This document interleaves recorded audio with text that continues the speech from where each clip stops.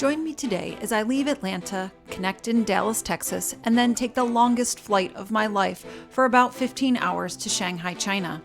We will explore the most crowded pedestrian street to find a beautiful skyline, eat local cuisine, and celebrate my birthday. Walk through hidden alleyways, find beautiful architecture and scenery, and explore local culture like this man selling a live snapping turtle. Come explore with me on this epic journey.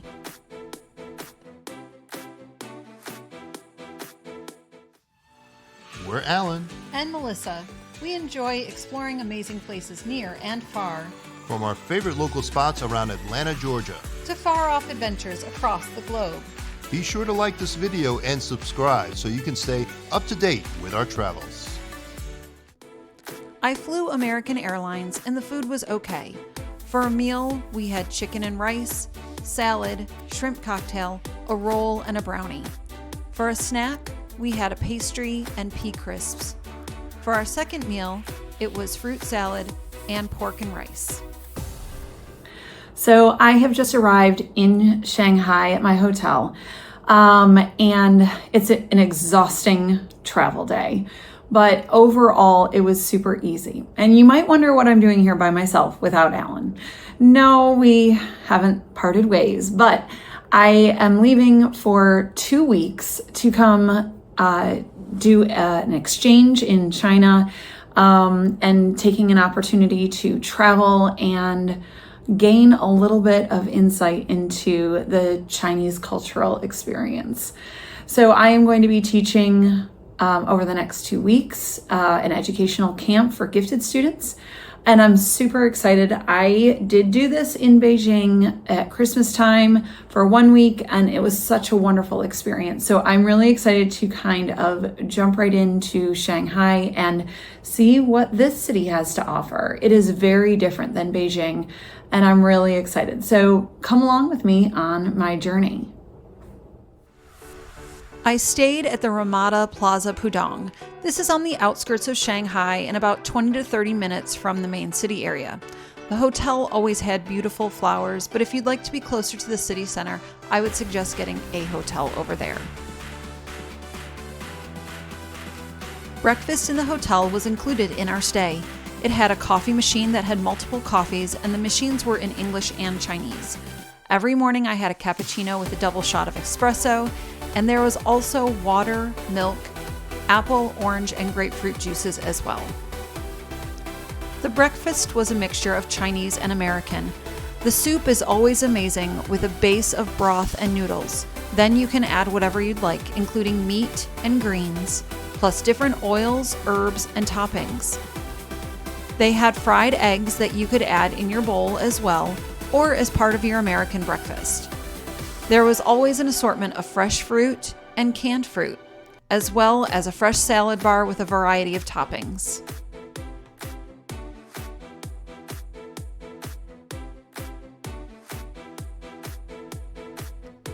For an American breakfast, there was an assortment of dried cereal as well as yogurt. There were cheese and meat options that changed daily.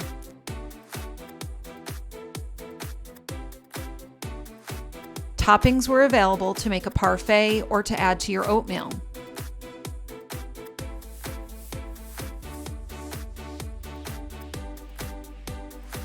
There was also ham and beans as well. Hash browns, bacon, and sausages wrapped up the hot American section of the buffet. On the Chinese hot breakfast section, there was always rice and noodles with vegetables, as well as soft-boiled eggs. There was always some kind of fried dough and vegetables. The mushrooms were my absolute favorite. There were always steamed buns with different fillings, or they could be plain, as well as rice purses and purple sweet potatoes and corn. There were also pumpkin puffs, garlic herb pinwheels, spring rolls, and sesame balls. These were my favorites. Plus, there were toppings for the congee, which is a savory rice porridge. I did not try this one.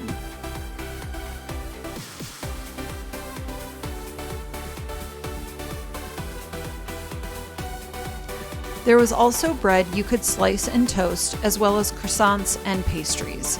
As you can see, we did not go hungry in the mornings. So every day I walk to school. It's about a half-mile walk, but it is beautiful.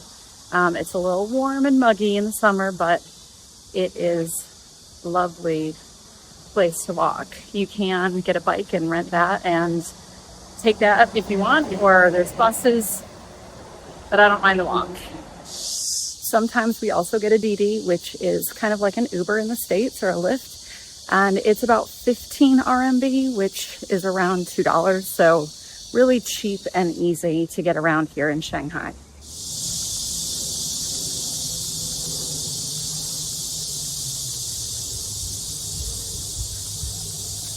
To get around on bikes, you will need the Alipay app.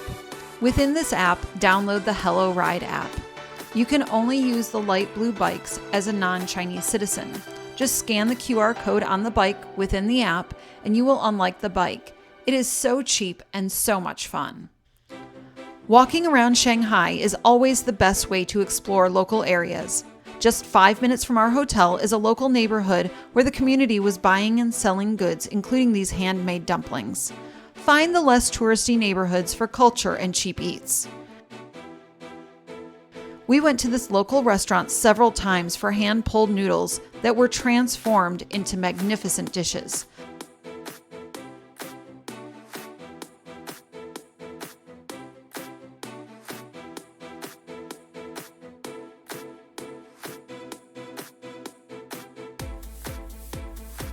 This bowl of soup was about $1.50. This Chinese cheeseburger wasn't that great, but it was only 80 cents to try. And this pancake beef dish was about $1.40. After our meal, we visited this local massage parlor where a 1-hour foot massage was 80 yuan or $11.20. They soaked our feet to get rid of toxins and then gave us a 10-minute shoulder and neck massage while our feet soaked. After that, they spent the rest of the time on our feet, ankles, and lower legs. This was the best money spent in China, and they were so thankful for our business, and no tips are ever expected. Believe me, we wanted to give them more, and they would not accept it. Instead, we came back several times for full body massages. In downtown Shanghai, we head to the French Concession. There are lots of high-end shops in this area, but if you get off the main street, you'll find tree-lined streets and hidden gems like the Moeller Villa, which is now a hotel, a taste of Europe in China. This entire area was a French concession in 1849 and grew until 1943 when the Chinese government took it back over. During this time, the French definitely put their stamp on the architecture here. One place you have to visit in the French concession is Fuxing Park. It has a French classical style with a geometric layout and a beautiful rose garden.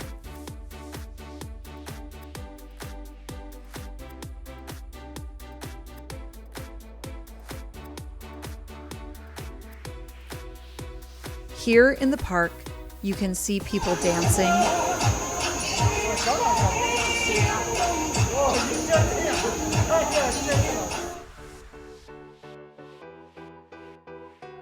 beautiful fountains,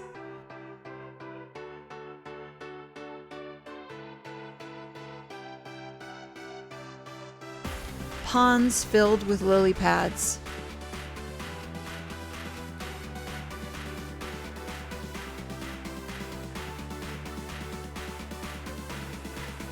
and even people singing.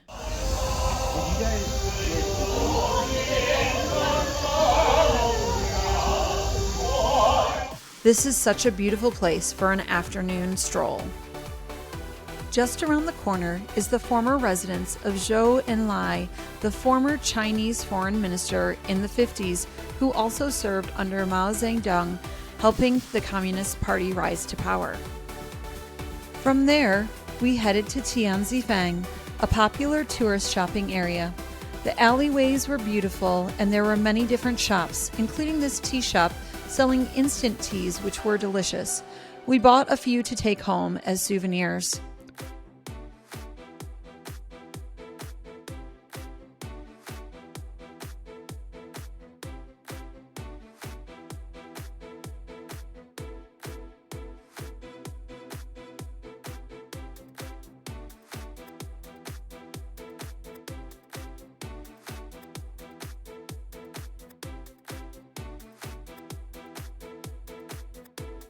We continued on our journey, looking at all the clothes, souvenirs, and handbags.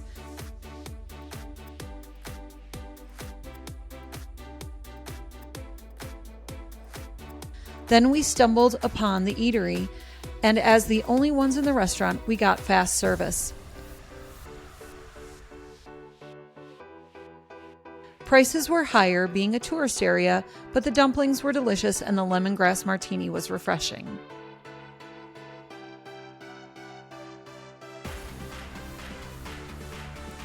Then we hopped on the subway, which is easy to use and very inexpensive. The subways are clean and everything is in English. We were headed to Shanghai's Natural History Museum. It is located right on the edge of a lovely park. You can purchase your ticket right at the window. So we are about to go into the Natural History Museum. We got our tickets.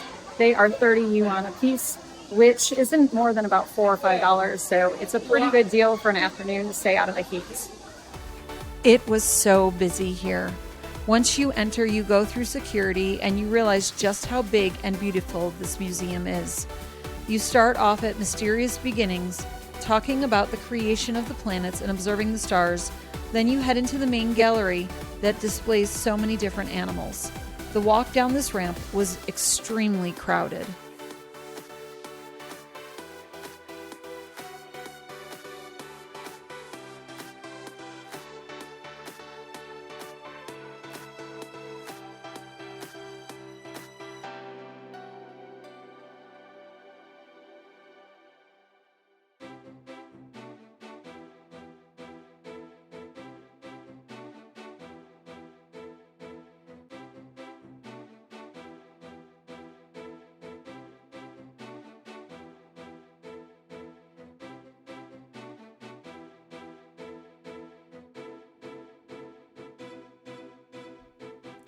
At the end of this area, you head into Rediscovering Nature and see a butterfly house.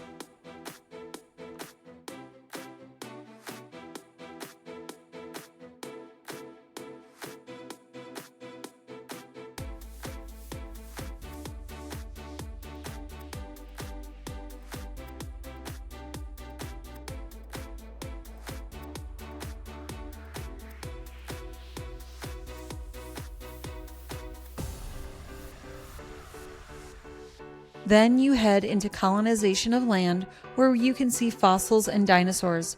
They had so many displayed.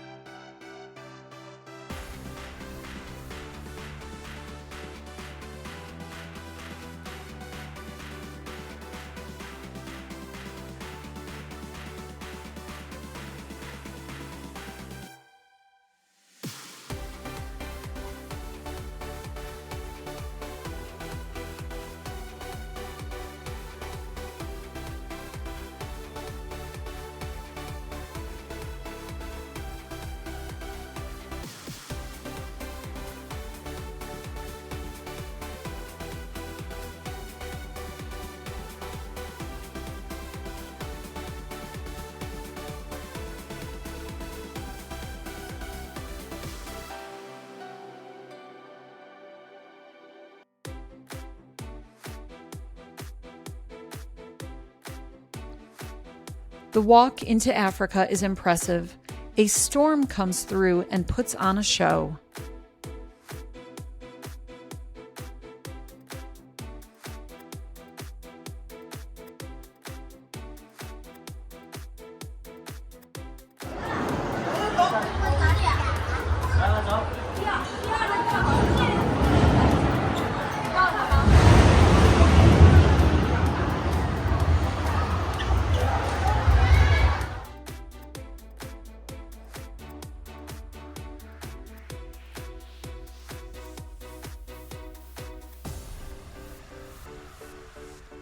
The exhibits seem endless. This museum is one of the largest I have been to.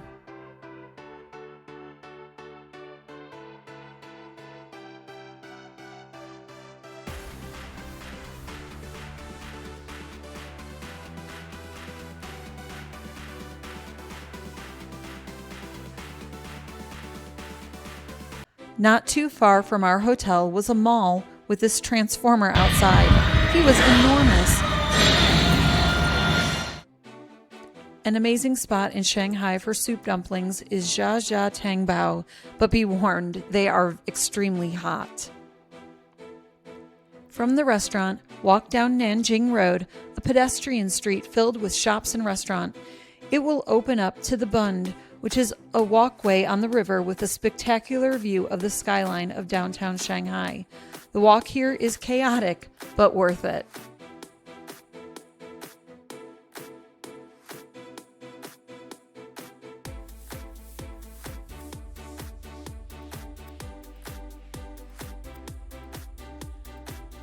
Another fun restaurant is Haidilao Hot Pot. We ordered so much food, and it worked out to be about $15 per person. That included about 6 different types of fish and meat, as well as lots of vegetables.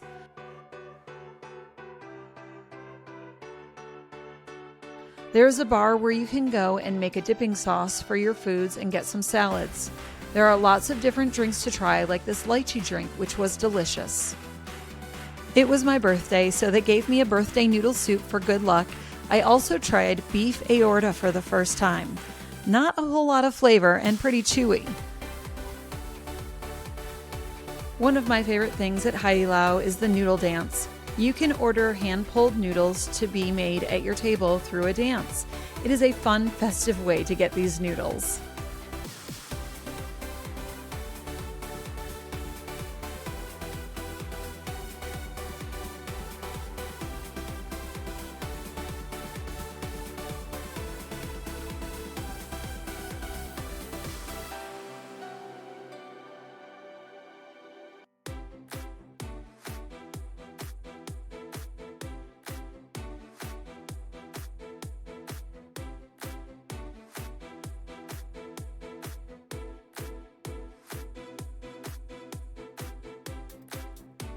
And celebrating birthdays at Haidilao is so much fun.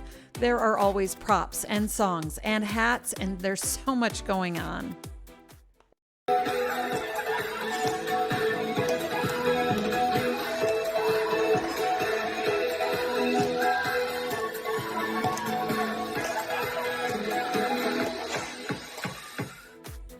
YuYuan Gardens is a must-do in the evening.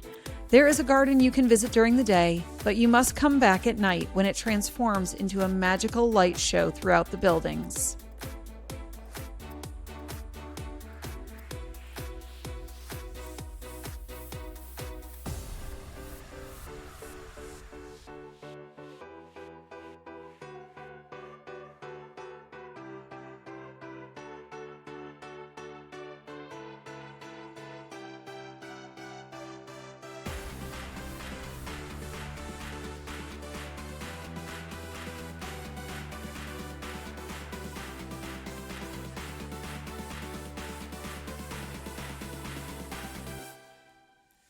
I really enjoy wandering through the food stalls here and getting little bites throughout this area.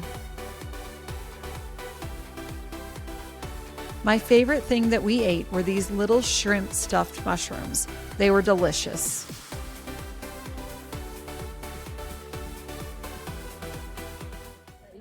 Here we are at YuYuan Gardens, and check out this view.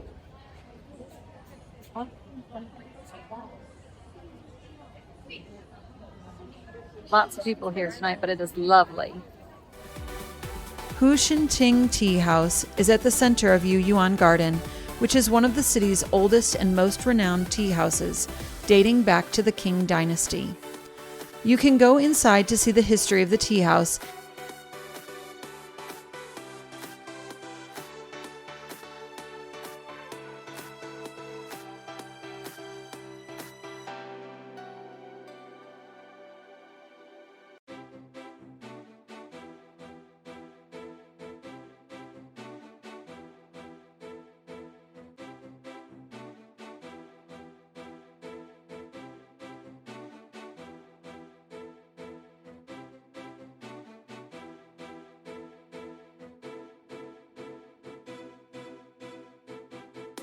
And be sure to climb upstairs to see if there's a tea ceremony happening, and as well as the beautiful views.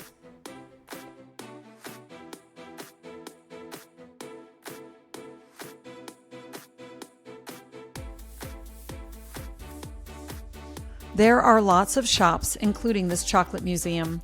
The smell will make your mouth water.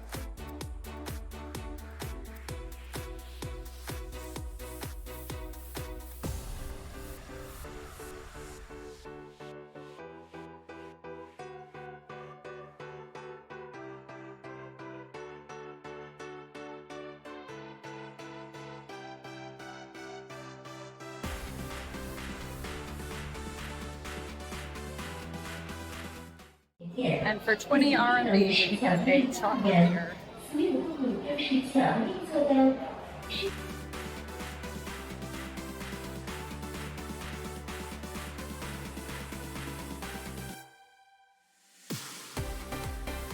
If you are looking for souvenirs, this is the place to come. Many of our friends got engraved chopsticks to take home.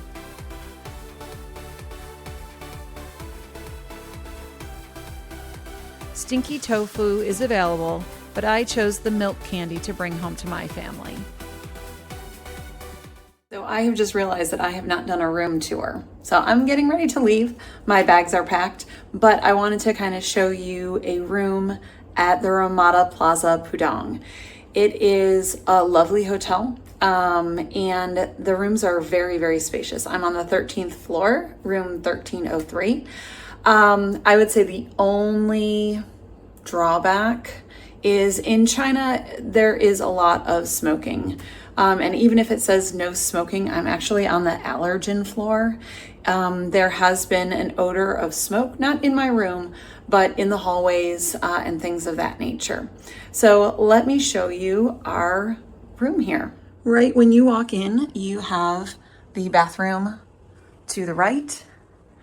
There is a sink, a lighted mirror, a close-up mirror as well. And the toilet does have a bidet, heated seats, absolutely lovely.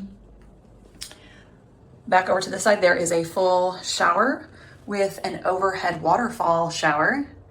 And the bath products that are here are absolutely lovely. I typically don't use the complimentary products because they dry out my hair, but here they are fantastic. Then when you come into the room, I have a king size bed, which was very, very comfortable. On this side, there is an international outlet as well as the Chinese outlet.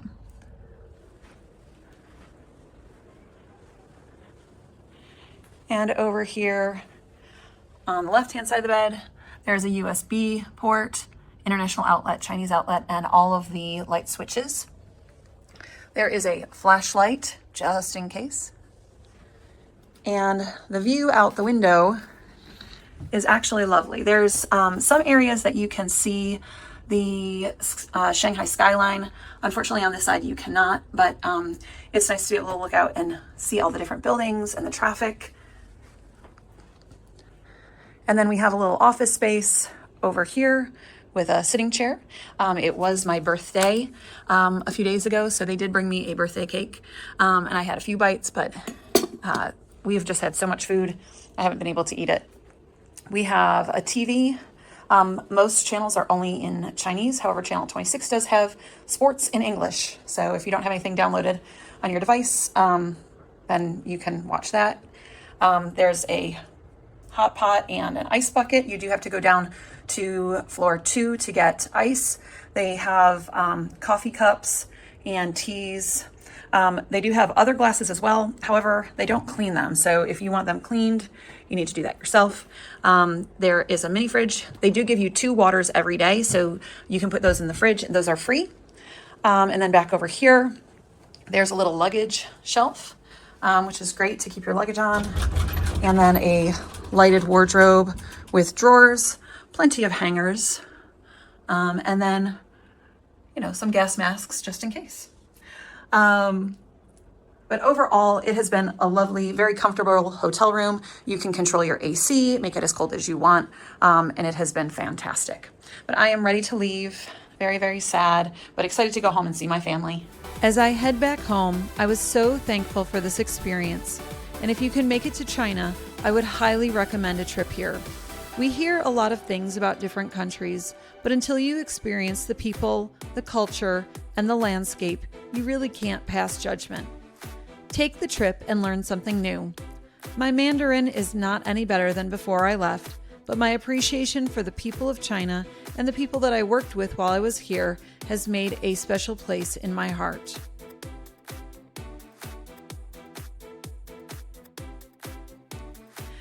Be sure to check out this video of a day trip from Shanghai.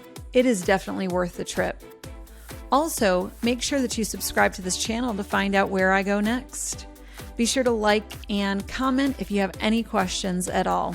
Thanks for watching.